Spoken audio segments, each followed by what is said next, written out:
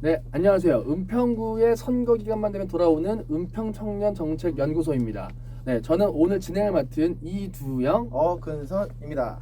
네, 저희 은책소에서는 선거 때마다 정치인들을 만나서 정치 후보자들과 함께 청년들과 어떤 접점을 만들면 좋을지에 대한 이야기를 하고 있는데요. 오늘은 기본소당의 신민주 후보님을 만나서 이야기를 나눠볼까 합니다. 후보님 안녕하세요. 안녕하세요. 네, 안녕하세요. 반갑습니다. 저희가 미리 말씀드린 것처럼 어쨌든 이런 어떤 영상들을 통해서 청년들과 다양한 소통을 하려고 하는데 사실 다양한 어떤 인사 방법들이 있긴 하겠지만 청년들에게 각인될 만한 좀 재밌게 또 소개를 한번 해주시면 좋을 것 같습니다. 네. 안녕하세요. 저는 신민주이고요. 기본소득당의 은평을에서 출마를 했고 제가 어저께 또 토론회 가가지고 하나의 별명을 지어오라고 해가지고 그 별명을 소개해드리면 좋을 것 같은데요. 저는 돈이 되는 후보 신민주라고 합니다. 네, 기본소득당에서 출마를 했고요. 반갑습니다. 네, 반갑습니다. 저희가 사실 이런 것들을 하는 가장 큰 이유 중에 하나가 청년들이 실제로 공고문을 받아보는 사람들이 많지는 않고 좀 어떤 정책이나 공약들이 있을까에 대한 고민들을 계속 하고 있는데 그런 것들 좀 저희가 사전 질문들을 모아서 은평에 있는 청년들은 어떤 것들을 원하고 있는지 그런 것들 풀어내려고 하는데 사전에 듣던 질문들을 토대로 저희가 한번 이야기를 주고받는 그런 시간을 갖도록 하겠습니다. 네, 이제 이번 처음 시간은 이제 공통 질문인데요. 이제 후보자님들에게 전체적으로 공통된 질문이에요. 이번에 21대 총선 선거에 대비해서 청년과 관련된 정책들이 어떤 게 있는지 한번 말씀해 주시면 좋을 것 같아요. 네. 일단은 저는 청년이라는 존재를 어떻게 보아야 하냐라는 고민을 되게 오랜 시간 동안 가지고 있었던 게 있어요. 뭐 예를 들어 학력과 지역과 어떤 가난 여부와 장애 여부 그리고 성별과 성 정체성 이런 것으로 청년의 분류가 정말 달라지는 세상 속에서 저 자신도 청년 당사자고요. 네, 그래서 어떤 사람들을 대상으로 할 것인가라고 하다가 여성 청년들을 대변하는 정치들을 좀 많이 해야겠다라고 생각을 해서 그러한 공약들이 좀 많이 있습니다. 뭐 예를 들어 디지털 성폭력 문제에 대한 해결이라던가 아니면 1인 주거를 살고 계신 분들이 전체 가구의 30%에 육박을 했는데 이분들이 되게 좁은 집에 살게 돼요. 5평짜리가 이제 최소 주거 기준이라 가지고 이 기준을 조금 더 넓은 평수로 바꿔야 한다라는 공약들도 마련하고 있습니다. 네, 뭐 그 외에 이제 비혼이라고 차별받는 것들 되게 청년들이 또 비혼 많이 선택하잖아요. 이런 것들 차별을 없애기 위해서 직장 내부에서 이런 것들을 물었을 때 조금 더 페널티를 가할 수 있는 조항 같은 것들을 마련하자 이런 공약들이 있습니다. 지금 말씀해 주신 것들이 굉장히 좀 이렇게 굵직굵직한 선이라고 하면 네. 그 중에 좀 세부적으로 이런 어떤 특이한 공약이 있다거나 조금 더 구체적인 공약에 대한 설명을 해주실 수도 있을까요?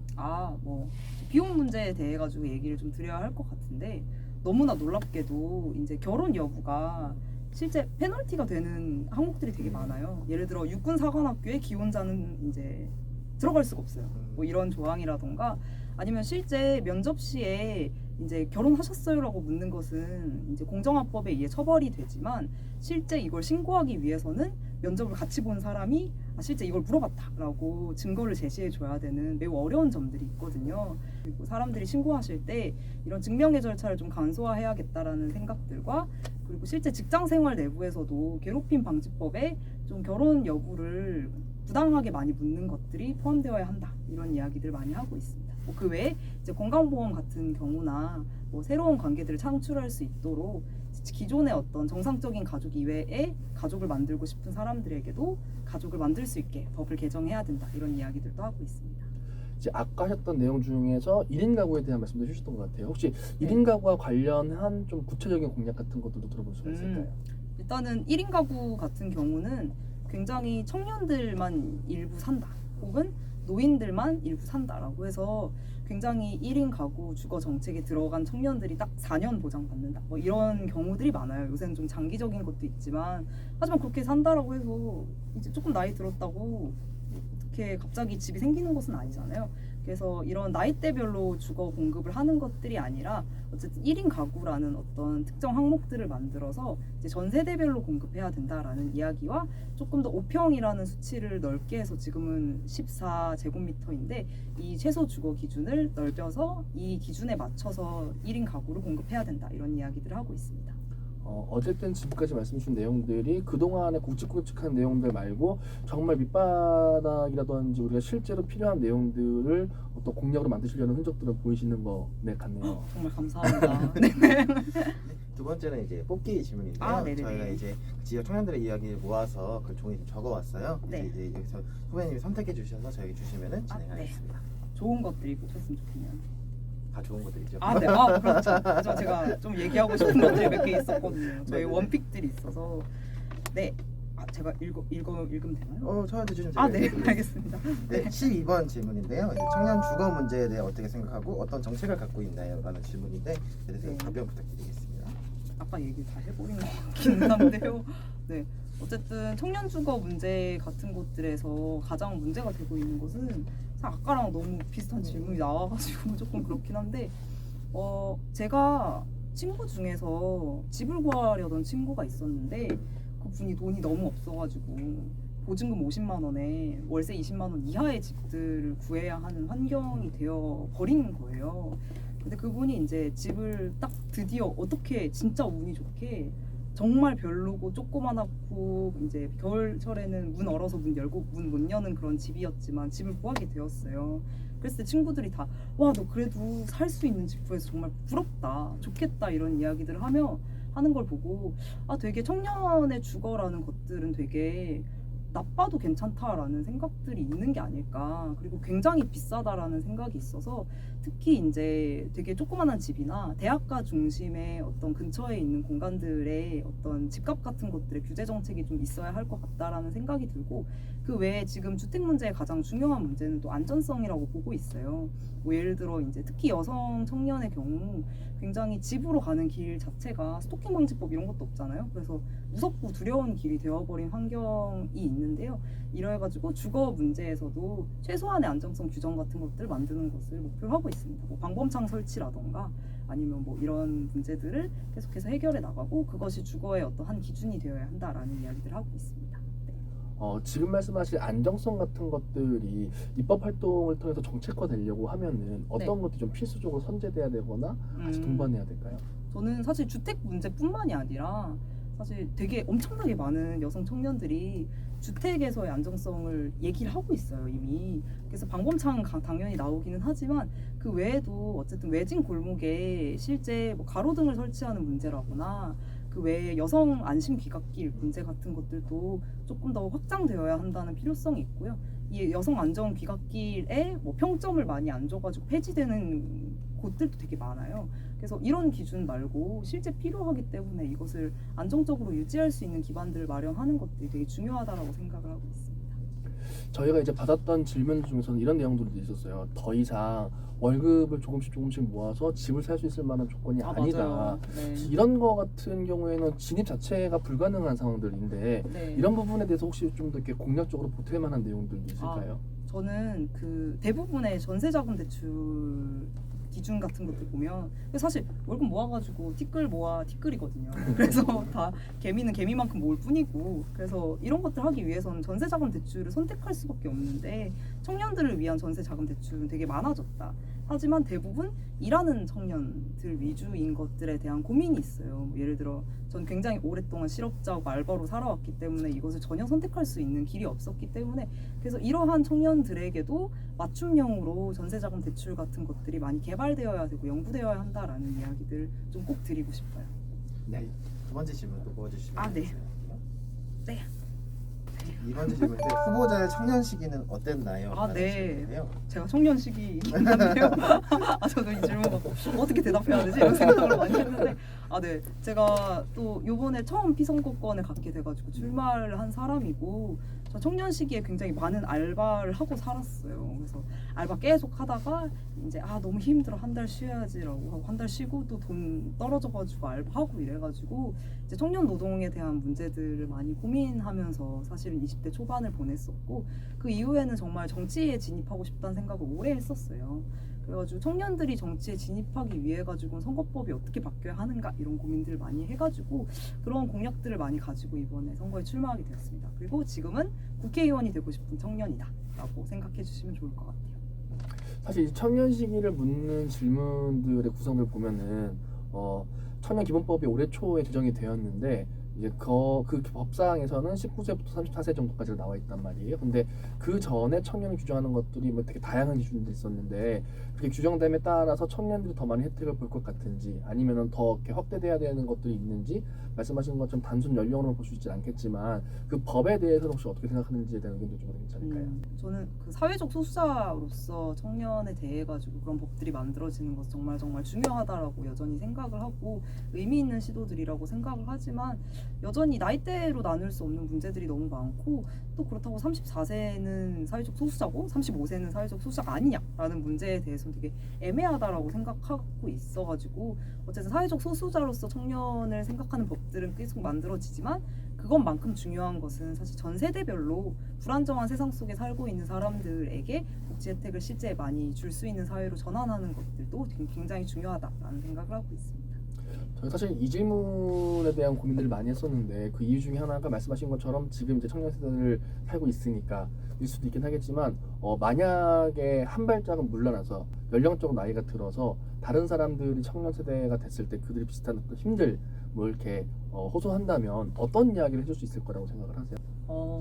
그러면 저 사실 10년 후에 미래가 잘 그려지지는 않는데요. 뭐 제가 국회에 들어가 있겠죠? 네, 아마 그럴 수도 있긴 하겠는데 뭐 또 다른 세대가 이제 청년 세대로 됐으면 그때의 문법들은 굉장히 다르게 바뀔 거라 생각하고 전 오히려 그분들한테 뭔가 말을 해주고 나 땐 이랬어라는 말보다는 그분들이 새로운 문법들을 사용하는 것들에 대해서 조금 더 배워야 하는 입장이 될 거라는 생각은 많이 해요.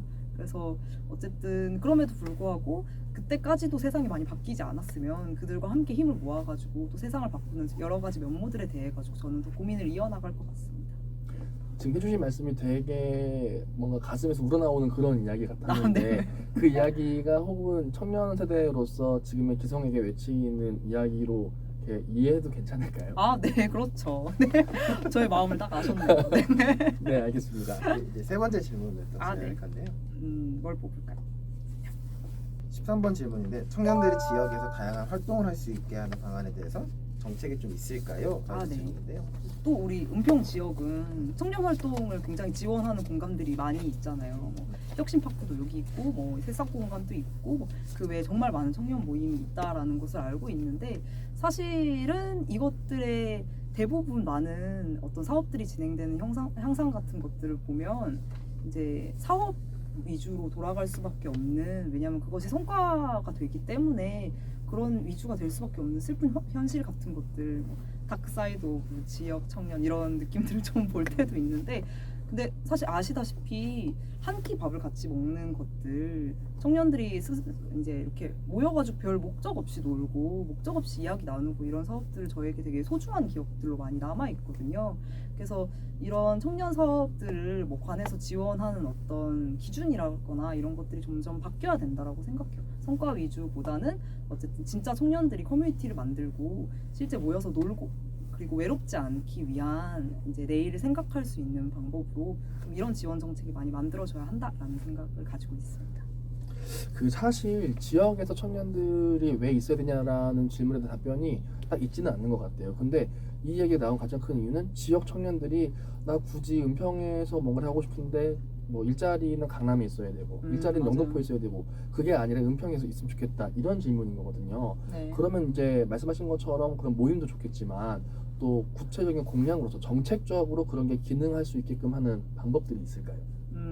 저는 사실 지금의 청년들에게는 마을이라는 공간이 있냐라는 질문이 많이 들어요. 저도 은평에서 살고 은평의 여러 가지 뭐 커뮤니티나 이런 것들도 기웃기웃거리면서 되게 많이 갔거든요. 뭐 굉장히 좋은 은평 시스터즈라는 모임에도 이렇게 놀러가 보고 이랬었는데 한편으로 저는 되게 마을 만들기와 지역 커뮤니티 형성이라는 것들을 저는 한편으로 관에서 좀 많이 지원해 줘야 된다라는 생각도 있기도 하지만 한편으로 관 지원 바깥에 있는 청년들을 모으기 위한 끊임없는 어떤 시민사회의 노력 같은 것도 필요하기 때문에 그러한 것들을 잘 소통하고 조율할 수 있는 어떤 협의체제 이런 것들도 마련되어야 한다라고 생각을 하고 있습니다.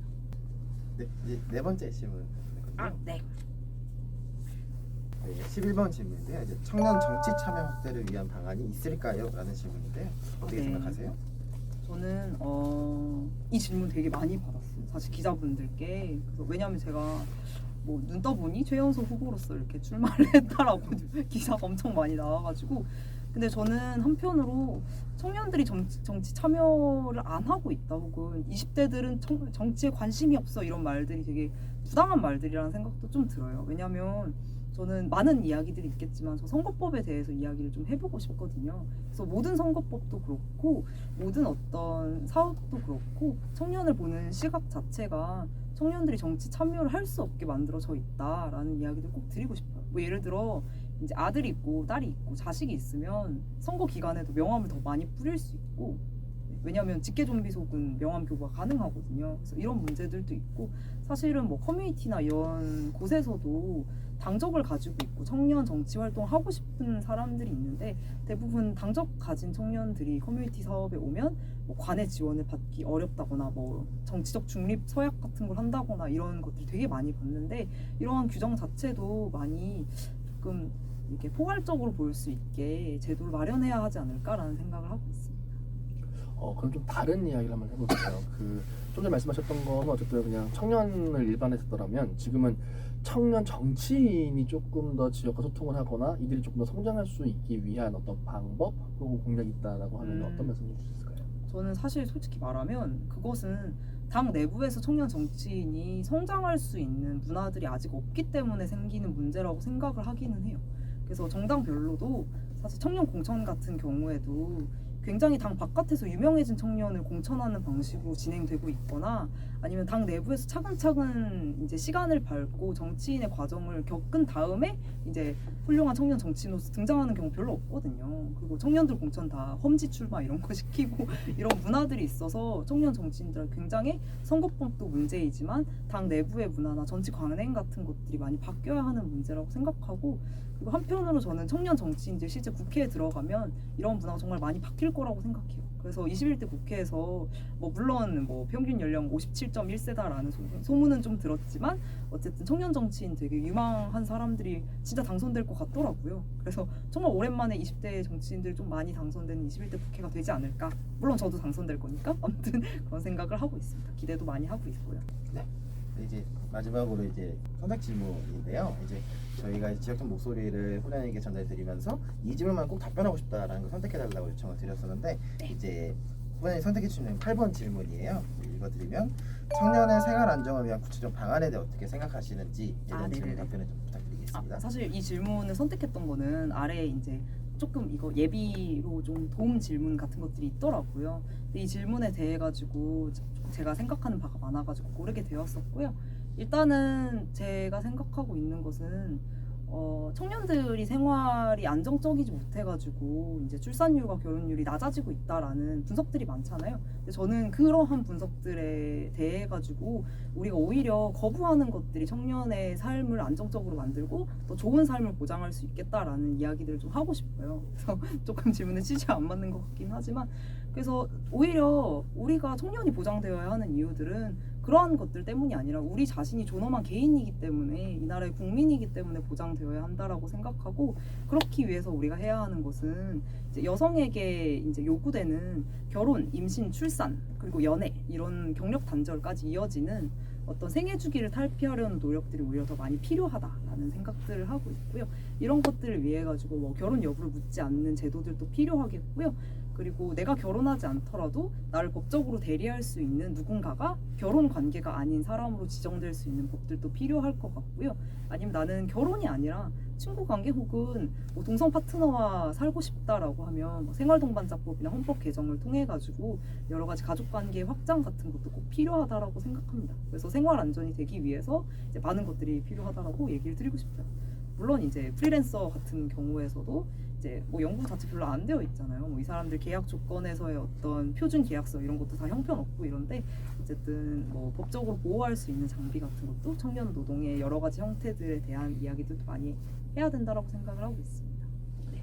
말씀하신 것처럼 이 질문이 나오게 된 배경이 이제 어떤 분들이 말씀해 주신 것 중에서는 뭐 이제 출산 문제나 결혼 문제 말씀하셨었고 또 한 사례 중에 보도블록 같은 것들을 맨날 갈아엎는다 이런 얘기를 했던 것 같아요. 그러니까 네. 뭐 세금을 너무 함부로 쓰는 부분들에 대해서 조금 더 근본적인 대책 같은 것들은 없을까? 뭐 이런 것들을 잘 어떤 갈무리를 하거나 잘 계획을 세워서 청년들을 위한 직접 지원이라든지 안정제도 같은 것들 만들 수 있지 않을까에 대한 질문이었던 것 같기도 하거든요. 네. 만약에 좀 이런 정도의 세수 같은 것들도 확보가 된다면 함부로 이렇게 써지는 말씀하신 것들 더 잘할 수 있는 어떤 정책 같은 게 또 있을까요?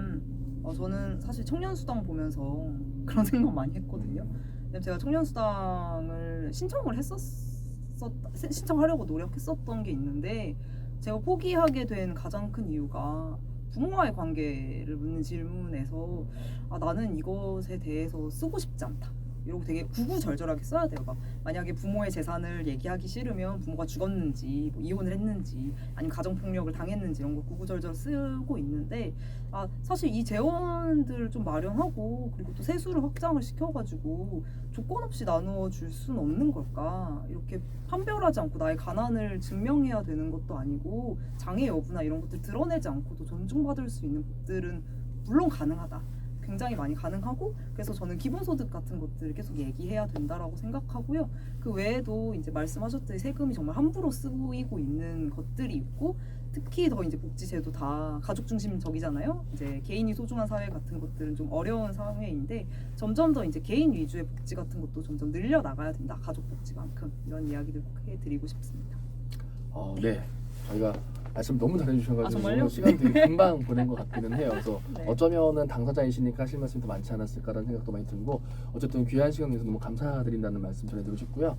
이렇게 마무리를 하려고 하는데 마무리하고 나서 이제 60초 정도 말씀드린 것처럼 뭐 컷 없는 영상을 하나 더 찍으려고 하는 거니까요. 그렇게 해서 못하신 말씀 해주시면 될 것 같고요. 이제 이런 식으로 은책소는 저희가 또 다른 후보님들 만나서 필요한 이야기들을 청년과 맞닿을 수 있게끔 이야기를 계속 해보도록 하겠습니다. 네, 오늘 여기서 마치도록 하겠습니다. 지금까지 이두영 근사원이었습니다. 네, 감사합니다.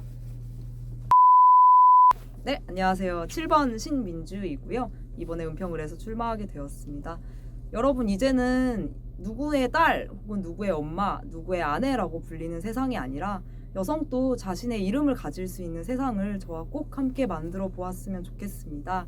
네, 우리는 언제나 어떤 가족의 일원으로서만 얘기되고 있었는데요. 당신은 소중한 당신이기 때문에 존중받아야 하고 오히려 개인이 중요한 사회 그리고 개인이 존엄을 보장받을 수 있는 사회를 만들어 나가야 한다라고 생각합니다. 디지털 성폭력의 해결과 N번방 사건 등의 여성 안전에 대한 공약 같은 것들도 이제 정치의 과제로 만들기 위해서 저 신민주가 정말 열심히 뛰고 있고요.